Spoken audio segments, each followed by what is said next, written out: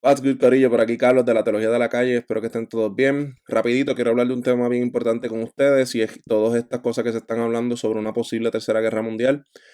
Eh, he visto un montón de posts y panas me han enviado un montón de cosas y lo primero que quiero decir y que he visto muchos cristianos confundiendo es que no el Estado político de Israel, o verdad, el gobierno, el Estado político de Israel no necesariamente y no representa lo que es el pueblo de Dios. Muchas veces hemos malinterpretado ese texto donde dice que el que bendiga al Estado, al pueblo de Dios, a Israel, va a ser bendito. Y confundimos que Estados Unidos, al bendecir y estar aliado con Israel, pues va a ser bendito siempre. Cuando no necesariamente está bien interpretado ese pasaje y no necesariamente es cierto. El Estado de Israel no representa al pueblo de Dios y Israel, el Estado político de Israel, ha estado haciendo un montón de cosas, matando hombres, mujeres, niños inocentes por razones políticas y por razones religiosas, muchas veces también, por razones de raza y otras cosas que no vienen al caso. Y es bien importante que hagamos esa diferencia entre el pueblo de Dios y el Estado político de Israel.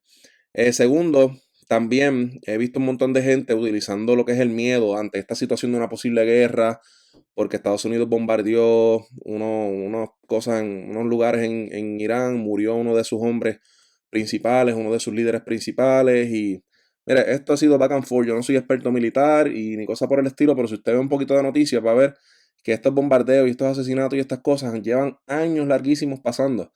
Entonces, pues estoy viendo un montón de gente utilizando el miedo para empezar a dar estudios bíblicos acerca de lo que va a pasar y de lo que está pasando. Y yo personalmente, yo estoy 110% a favor de los estudios bíblicos, claro que sí. Pero obviamente cuando se sabe lo que se está hablando y cuando se ha estudiado lo que se está hablando.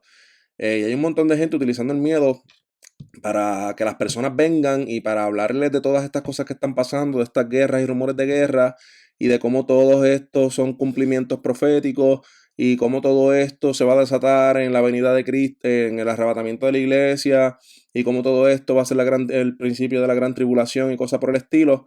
Y realmente pues están utilizando el miedo para asustar a la gente y que la gente se convierta.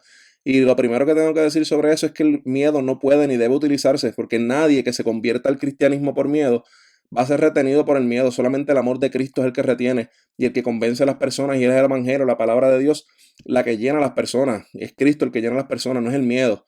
Y segundo, si usted va a querer guiarse de escatólogo y empezar a hacer todas estas cosas y todos estos temas sobre la venida de Cristo, pues antes de meterse a Apocalipsis y antes de meterse a Daniel, a estar interpretando las bestias que salen y los cuernos y toda la cosa, pues le hace entonces los evangelios sinópticos, le hace Mateo, Marcos y Lucas, y le hace Mateo 24, le hace Marcos 13 y le hace Lucas 17, y vea lo que Jesús, dijo acerca de este tema, y después que entonces sepamos un poquito de lo que Jesús mismo dijo, pues podemos entonces hablar un poquito más propiamente del tema, pero dejemos de estar utilizando el miedo para hacer que la gente se convierta al cristianismo. El miedo no convence a nadie, el miedo lo que hace es que le da una mala experiencia a la gente dentro de la iglesia y lo aleja muchas veces hasta para siempre, lamentablemente.